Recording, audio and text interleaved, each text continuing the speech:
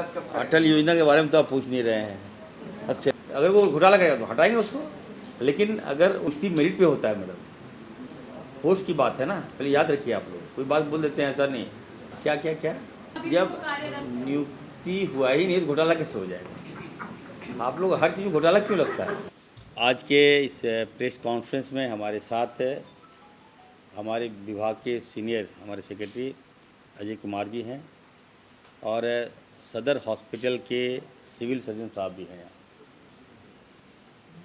Press conference का आज जो मेन उद्देश्य है कि झारखंड सरकार, स्वास्थ्य विभाग झारखंड बहुत कम समय में एक ऊंचाइयों की छूने जा रहा है, जिसका परिणाम है आपने देखा होगा कि 2 दिन पहले रांची के सदर हॉस्पिटल को भारत आयुष्मान कार्ड के तहत मुख्यमंत्री असाध्य रोग में बेहतर करने के लिए पूरे हिंदुस्तान में उनको अवार्ड दिया गया है, सम्मानित किया गया है। अब तक के इतिहास में इतनी बड़ी उपलब्धि झारखंड को नहीं मिली थी जो 2 दिन पहले मिला है। तो निश्चित तौर पर मैं कहूँगा हमारे लोकप्रिय माननीय मुख्यमंत्री आदरणीय हेमंत सोरेन जी के कुशल नेतृत्व में और हम लोगों का टीम वर्क के साथ हम लोग अच्छा काम कर रहे हैं। विगत 6 महीनों में आपने देखा होगा कि स्वास्थ्य के क्षेत्र में बहुत बदलाव आया है। एक कह सकते हैं कि स्वास्थ्य क्रांति का सफ़र हम लोग तय कर रहे हैं। हम लोग बेसिक्स जो है गांव से चल रहे हैं, हम लोग गांव के क्लिनिक को मजबूत कर रहे हैं। उसके बाद हम लोग आ रहे हैं पंचायत, पंचायत से आ रहे हैं प्रखंड, प्रखंड से जिला, और जिला से फिर हम जाएंगे आपका सब डिवीज़न, आप लोग जिला से हम लोग जाएंगे बड़े बड़े सिटी में जा रहे हैं। तो बेहतर स्वास्थ्य व्यवस्था को हम ठीक करना, और ख़ास करके हमारा जो मुख्यमंत्री जन आरोग्य जो है, हम लोग लोगों तक मिलते हैं, उनका काम करते हैं। लोगों का स्वास्थ्य जो है, कोई मामला आ गया तो हम लोग गंभीरता से लेते हैं और उसका निदान निकालते हैं। तो मैं ये कह सकता हूँ कि ये बहुत बड़ी उपलब्धि है, न केवल झारखंड के स्वास्थ्य विभाग के लिए बल्कि पूरे झारखंड के लिए उपलब्धि है। पूरे देश के पैमाने पर सदर हॉस्पिटल अगर अच्छा कर रहा है और इसी दिशा में हम लोग आगे बढ़ रहे हैं। रांची सदर हॉस्पिटल अब झारखंड के सभी जिले के सदर हॉस्पिटल को हम लोग ठीक करेंगे। ठीक करने का मतलब आपने देखा होगा, कल हम लोगों ने 126 स्पेशलिस्ट डॉक्टर की बहाली की और हम लोगों ने उनके लिए बोली भी लगाया, आइए क्या चाहते हैं आइए। बाहर से ऐड भी निकाला, तो अभी 126 और भी डॉक्टर, 100 लगभग 44 डॉक्टर और भी आना चाह रहे हैं। तो अब जब स्पेशलिस्ट डॉक्टर अगर गांव में जाके अपनी सेवाएं देंगे तो हमें लगता है कि हम लोग स्वास्थ्य को बेहतर कर सकते हैं हम लोग, और कर भी रहे हैं। दूसरा है कि जितने डॉक्टर्स की कल हम लोगों ने बहाली की, उसको हम लोगों ने एकदम खुला छूट दे दिया है। आप वहाँ पे अपनी सेवाएं दें, आपको क्या क्या रिक्वायरमेंट है हॉस्पिटल में, आप उसका डिटेल आकलन करके हमें प्रस्ताव दें, हम आपको बेहतर सुविधा प्रोवाइड वहाँ कराएंगे। क्लिनिक बढ़िया होगा, एक्सरे मशीन वहाँ पे हम देने जा रहे हैं, हम सीटी स्कैन हम देने जा रहे हैं, हम एमआरआई मशीन देने जा रहे हैं, हम दवाइयाँ मुफ्त देने जा रहे हैं, और जो लोग अगर वहाँ आएंगे तो एक अच्छे माहौल में इलाज कराएंगे। इस दिशा में हम लोग काम कर रहे हैं। तो ये गर्व की बात है। फिर से मैं अपनी ओर से तमाम जनता की जीत है, तमाम हमारे एक एक डॉक्टर्स की जीत है। ये बहुत बड़ी उपलब्धि है, मैं कहना चाहता हूँ। तो देश देख रहा है कि झारखंड टॉप कर रहा है। तो जो लोग क्रिटिसाइज़ करते हैं उनसे भी कहूँगा, आप रिजल्ट आपके सामने है, अब आप क्या बोलेंगे। तो सपोर्ट करें। स्वास्थ्य के क्षेत्र में हम लोग आपके साथ हैं। कहीं भी कोई होता है तो आप लोग मुझे बताइए। हम चाहेंगे कि हमारे जो एसीएस हैं, अजय जी आपको विस्तार पूर्वक बताएंगे कैसे हम लोग अच्छा किए, क्या क्या काम किए, और हमारे सदर हॉस्पिटल के सीएस साहब की बहुत बड़ी भूमिका है। तो इस पर हम चाहेंगे सीएस साहब आप बताइए। यही डॉक्टर एक बहुत महत्वपूर्ण बात ये बताना चाहते हैं कि पहली बार हम लोगों ने ये नीतिगत निर्णय लिया कि सरकारी हॉस्पिटल में प्राइवेट डॉक्टर्स इलाज कर सकेंगे और इसके तहत रांची सदर हॉस्पिटल में करीब 25 डॉक्टर्स जो है स्पेशलिस्ट एंड सुपर स्पेशलिस्ट लोग लगे हुए हैं और राज्य में 100 से भी ज़्यादा डॉक्टर जो हैं स्पेशलिस्ट और सुपर स्पेशलिस्ट हम लोगों के विभिन्न सदर हॉस्पिटल से जुड़े हुए हैं। ये जब परिवर्तन हम लोगों ने नीतिगत जब निर्णय लिया उसके बाद से लगातार आप देखेंगे रांची सदर हॉस्पिटल में जो सुपर स्पेशलिस्ट डिपार्टमेंट्स हैं उसे खुलने की संख्या बढ़ गई। अब जैसे न्यूरो है, कार्डियो है, यूरोलॉजी है, ऑन्कोलॉजी है, ये सब तरफ जितने भी ओपीडी हैं और प्रोसीजर शुरू हुए। यदि आप पिछले वर्ष का हम लोगों ने डेटा मंगाया है उसमें ये मिला है कि जो प्राइवेट डॉक्टर्स रांची सदर में इलाज कर रहे हैं उन लोगों को 2 करोड़ रुपया जो इंसेंटिव है वो हम लोगों ने दिया है। और यदि पिछले वर्ष और इस वर्ष का तुलना करिएगा तो पिछले वर्ष में जहां 32 करोड़ रुपए का आयुष्मान से क्लेम का राशि प्राप्त हुआ था, इस वर्ष शुरू के ही 3 महीने में लगभग 14-14.5 करोड़ रुपया की राशि हम लोग को प्राप्त हुई, यानी कि लगभग 5 करोड़ रुपया प्रति जो माह है। हम लोग इसी स्पीड से चलेंगे तो पूरे साल में हम लोग 60 करोड़ रुपया पूरा क्लेम ले पाएंगे, जो कि पिछले वर्ष की तुलना में लगभग दुगना हो जाएगा। और ये सब इसी का रिजल्ट है कि सुपर स्पेशलिस्ट और स्पेशलिस्ट जो इलाज पहले नहीं हो पाते थे वो हम लोग कर रहे हैं। और इनका एक और अचीवमेंट है कि रांची सदर एकमात्र ऐसा हॉस्पिटल है जहाँ पे सुपर स्पेशलाइजेशन का इलाज चल रहा है। सुपर स्पेशलिस्ट यहाँ पे इलाज शुरू हो गया है। जो प्राइवेट डॉक्टर्स हैं उसको इंसेंटिव 2 करोड़ रुपए का वितरण हुआ लास्ट ईयर, और लास्ट ईयर इनका जो बाकी सरकारी डॉक्टर्स भी जो काम कर रहे हैं उनके लिए बहुत अच्छा इंसेंटिव है। और पिछले वर्ष हम लोग देख रहे थे कि अब तक जो है वो 6 करोड़ रुपया जो है इंसेंटिव के रूप में डिस्ट्रीब्यूशन हुआ है। और ये 6 करोड़ रुपया समझ रहे हैं कि जितना सैलरी मिलता है उसके लगभग बराबर, थोड़ा बहुत कम ज़्यादा करके उनको इंसेंटिव का अमाउंट भी मिल रहा है। तो ये सबके लिए फ़ायदेमंद है, मरीजों के लिए फ़ायदेमंद है क्योंकि लाखों की संख्या में मरीज इलाज कराए यहाँ पे। और पूरा जो इलाज का हम लोग देखें हैं संख्या कि अब तक 2 लाख से अधिक आयुष्मान कार्ड धारकों को निःशुल्क इलाज की सुविधा दी जा चुकी है। 2 लाख से एक्सीड कर गया है इसका संख्या। और एक तरफ मरीजों को इलाज हो रहा है, दूसरी सुविधाएं बढ़ रही हैं, और दूसरी तरफ जो डॉक्टर्स हैं जो प्राइवेट भी है और सरकारी भी हैं, तो दोनों डॉक्टर्स को काफ़ी इंसेंटिव की राशि प्राप्त हो रही है। तो एक बड़ा अचीवमेंट है। और हम लोग अभी सदर हॉस्पिटल में नंबर 1 पे आए हैं आयुष्मान में, लेकिन मेडिकल कॉलेज सबको मिला देंगे तो वो नंबर 4 पे है।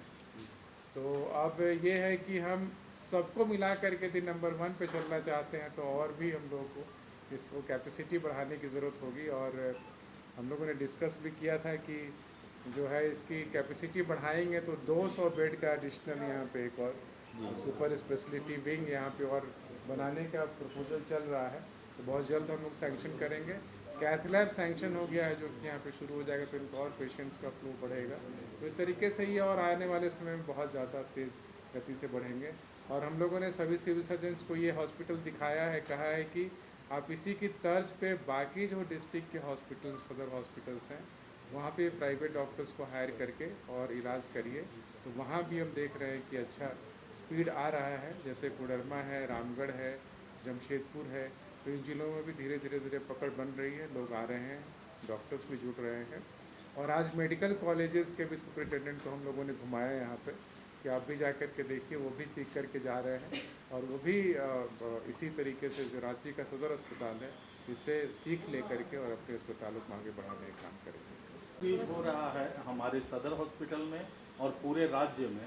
वो माननीय मुख्यमंत्री आदरणीय श्री हेमंत सोरेन जी, हमारे माननीय स्वास्थ्य मंत्री जी जो कि एक चिकित्सक भी हैं, उनके नेतृत्व में, और साथ ही साथ हमारे जो एसीएस सर हैं स्वास्थ्य विभाग के एडिशनल चीफ सेक्रेटरी सर, इनके मार्गदर्शन में काफ़ी अच्छा काम हो रहा है। और केवल सदर अस्पताल या अन्य अस्पताल ही नहीं, हर क्षेत्र में अच्छा काम हो रहा है। यहाँ तक कि हम लोग का जो इंडिकेटर्स हैं वो भी राष्ट्रीय इंडिकेटर से बेहतर हैं। जैसे शिशु मृत्यु दर हो या मातृ मृत्यु अनुपात हो या बीमारियों में भी कमी आई है, हर एक में मलेरिया में भी काफ़ी कमी आई है। तो जितने भी प्रोग्राम्स, लगभग 55 तरीके के जो प्रोग्राम चल रहे हैं उसमें भी झारखंड काफ़ी अच्छा कर रहा है। और ये सब बहुत मजबूत जो राजनीतिक और प्रशासनिक नेतृत्व है झारखंड का, उसके कारण ऐसा हो रहा है। और सदर अस्पताल की उपलब्धि के बारे में माननीय मंत्री जी ने और एसीएस सर ने बताया ही है, इसको हम लोग और आगे जारी रखेंगे। सबसे बड़ा फायदा यहाँ के आम जनता को हुआ है, खास तौर पर आयुष्मान कार्डधारी जो हैं हमारे मुख्यमंत्री जन आरोग्य योजना के तहत, उनको काफ़ी फायदा मिला है। और गरीब लोगों को भी बड़ी से बड़ी सर्जरी, कैंसर के पेशेंट बहुत ठीक हो रहे हैं सारे सदर अस्पताल में। ब्लड कैंसर के बहुत सारे पेशेंट या और भी कैंसर के पेशेंट ऐसे भी हैं जो 100% भी ठीक हुए हैं, उनका फॉलोअप चल रहा है। और जो बहुत एडवांस स्टेज में आ रहे हैं उनका भी इलाज हो रहा है। तो ये सब पहले कोई कल्पना भी नहीं कर पाता था कि सदर अस्पताल में कैंसर का होगा, न्यूरो सर्जरी होगा। लेकिन सर लोग के माननीय और एसीएस सर के नेतृत्व में ये सब कुछ संभव हुआ है। और आगे भी बहुत कुछ अच्छा होगा सभी जिलों में, सभी प्रखंडों में, सभी सब डिविजन्स और यहाँ तक कि पंचायत स्तर पर जो आयुष्मान आरोग्य मंदिर हैं वहाँ भी काफ़ी अच्छा काम शुरू हो गया है। ये सब एक मजबूत राजनीतिक नेतृत्व और प्रशासनिक नेतृत्व के कारण संभव हुआ है। धन्यवाद। दो मुख्यमंत्री जन आरोग्य योजना के तहत आयुष्मान भारत जो है वो रांची के सदर हॉस्पिटल तो अच्छा किया ही है। हम लोगों ने निर्देश दिया है कि सभी ज़िले के जितने भी सदर हॉस्पिटल हैं वहाँ पर उसको बेहतर हम लोग टेक्नोलॉजी दें। उसके तहत ओटी, मॉड्यूलर ओटी की व्यवस्था हम करवा रहे हैं। हम लोग कई ज़िलों में हम लोग भेज चुके हैं मॉड्यूलर ओटी। और जो डॉक्टर वहाँ जा रहे हैं अब वहीं पर आयुष्मान कार्ड का लाभ लेंगे वहीं से। और जो राशि हम लोग देते हैं एज आयुष्मान कार्ड में तहत उनको जो राशि देते हैं तो वाई नॉट अपने सरकारी व्यवस्था में हम दें। प्राइवेट हॉस्पिटल में आयुष्मान भारत का लाभ दे रहे हैं हम लोग, लेकिन सरकारी व्यवस्था जो हमारे पास अपना सेटअप है, हमारे पास अपना बिल्डिंग है, हमारे पास अपना इंफ्रास्ट्रक्चर है, हमारे पास मैन पावर है, सब कुछ है। तो हम चाहेंगे कि ज़्यादा से ज़्यादा आयुष्मान कार्ड का लाभ सदर हॉस्पिटल में हमारा ले, जिसके कारण देखिए रांची टॉप किया है सदर हॉस्पिटल। और तो एक निर्देश हमने दे दिया है सभी सदर हॉस्पिटल में कि आप लोग भी आयुष्मान भारत के तहत, मुख्यमंत्री असाध्य रोग के तहत आप लोग वहाँ पर उनकी सब जांच कराइए और टैग कीजिए उसको। तो ये बड़ा काम है। दूसरा है सबसे बड़ा कि अभी सदर हॉस्पिटल ने अच्छा किया है। तो माननीय मुख्यमंत्री से मेरी बात हुई, उन्होंने मुझे कहा है कि रांची सदर हॉस्पिटल में वहाँ पे अगर जगह है तो रिहैब सेंटर उनका सोच है, क्योंकि रिहैब सेंटर बहुत ज़रूरी है आज के दौर में। ऑर्थो आप देख रहे हैं कई तरह का प्रॉब्लम वगैरह होता है, तो हमारे पास लोग नहीं है कि घर जाके वहाँ उनका इलाज कराएं, एक्सरसाइज कराएं। तो अब एक रिहैब सेंटर हम लोग खोलने जा रहे हैं। तो रांची सदर हॉस्पिटल इज़ द बेस्ट। तो रिहैब सेंटर होगा, हाईटेक रिहैब सेंटर होगा। इलाज के साथ साथ एक्सरसाइज भी ज़रूरी है, तो ये हम देंगे बेहतर। तरह तरह का मान लीजिए किसी को दिमाग का प्रॉब्लम है, किसी का पैरालिसिस अटैक मार दिया है, किसी को नी का प्रॉब्लम है, तो वो वहाँ पे ठीक भी हो सकता है। तो ये काम हम लोगों ने किया है। दूसरा है कि मेडिकल कॉलेज वगैरह हम लोग बना रहे हैं बहुत जल्द। देखिएगा पीपीपी मोड में हम लोग 6 मेडिकल कॉलेज, रिम्स 2 तो लगभग खाका तैयारी हो गया, शिलान्यास के कगार पर है। तो बेहतर हम लोग काम कर रहे हैं। ठीक है, दीजिए, क्या है सवाल बताइए। व्यवस्था ये लोग बदलने देना नहीं चाहते हैं। खाट, एम्बुलेंस, गोदी में मरीज लेके जाना, ये आम बात है। हम जब विधायक थे, जब हम सरकार में नहीं थे तो हम ये करते थे। अब तो मेरे माथे पे आ गया है, तो ये तो ये बड़ी बात नहीं है। देखिए बाबूलाल जी का मैं ट्वीट देखा और भ्रामक ट्वीट था उनका। वो अनुभवी हैं, एक्सपीरियंस है। बाबूलाल जी को सुझाव देना चाहिए। और साहिबगंज की बात वो कर रहे हैं, उनका विधायक वहाँ रहा है 10 साल से, तो वो ठीक नहीं करा सकता था क्या? अब अभी हमको बोल रहे हो। लेकिन मैंने संज्ञान में लिया है, हमारे एसीएस साहब ने भी संज्ञान में लिया है। हम लोग व्यवस्था कर रहे हैं, तो समय तो दीजिएगा। अब बाइक एम्बुलेंस भी ले लिया हम लोगों ने, अभी एम्बुलेंस की प्रक्रिया में हम लोग हैं।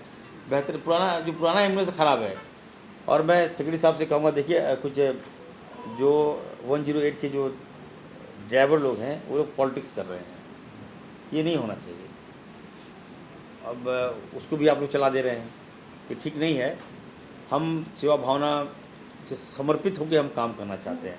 अगर वैसे लोग जो राजनीतिक करेंगे हेल्थ में, तो हम लोग बहाली निकालिए, अलग बहाली निकालिए, अलग बहाली हम लोग लेंगे। ऐसा मंत्री जी एक सुझाव भी है कि जो मुख्यमंत्री हेमंत सोरेन एनएम लोग को स्कूटी दिए थे, कभी उसको देखे कि स्कूटी का क्या यूज हो रहा है, पता कर रहे हैं?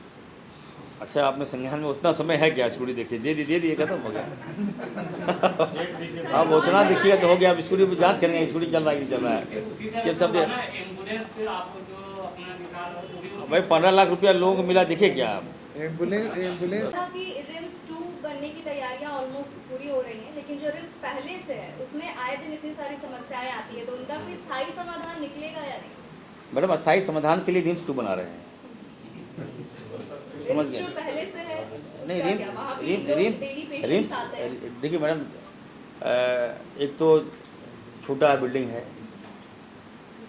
न केवल झारखंड से दूसरे राज्य से पेशेंट आते हैं, पेशेंट का फ्लो बहुत ज़्यादा होता है, डॉक्टर्स कम हैं, और सारे लोग, कोई मरीज आ गया तो डॉक्टर्स का काम है उसका जान बचाएं। तो आप देखिएगा, आप जाइएगा तो नीचे भी पेशेंट लेटा हुआ है मेरा। तो मोटो वो नहीं है कि हमारे पास बेड नहीं है तो हम क्या करेंगे, हम उसको क्या बोलेंगे, डिस्चार्ज हटा नहीं लेंगे, एडमिट नहीं करेंगे। एडमिट करने का दबाव आता है, विधायक का फ़ोन आता है, आप लोग मीडिया का ही फ़ोन आता है कि एडमिट करा दीजिए, एडमिट करा दिए। हाँ, ये बताइए कि अगर वो एडमिटेड है वहाँ पे मेरा पेशेंट, तो उसका इलाज चल रहा है कि नहीं चल रहा है? इलाज चल रहा है। डॉक्टर्स को छोड़ के वहाँ कुछ आगे नहीं बढ़ते।